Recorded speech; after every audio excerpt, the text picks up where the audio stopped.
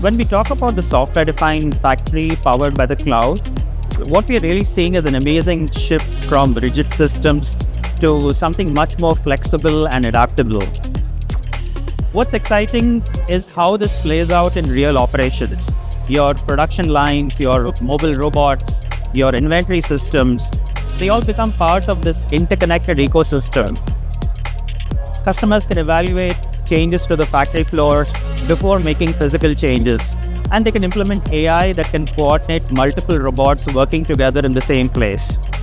It starts actually all with data, but in the end, the part of the automation is already done in the cloud itself, especially for virtual commissioning, as well as having a hybrid architecture where some control is done on the PLC layer, some control is on an edge, and most of the non-latency critical control is actually running in the cloud.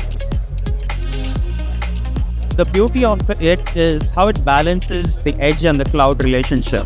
Time-sensitive operations happen right here on the factory floor, while the heavy computational lift happens in the cloud. We have a great collaboration with AWS. We are using AWS technology to bring our software to our customers in our software as a service offering. And of course, we are also going to market together, as you can see here at the booth. At the end of the day, it's about creating a factory that can pivot very quickly when market demands change.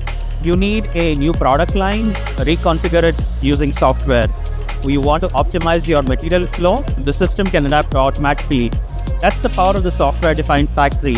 It's manufacturing that can evolve at the speed of your business.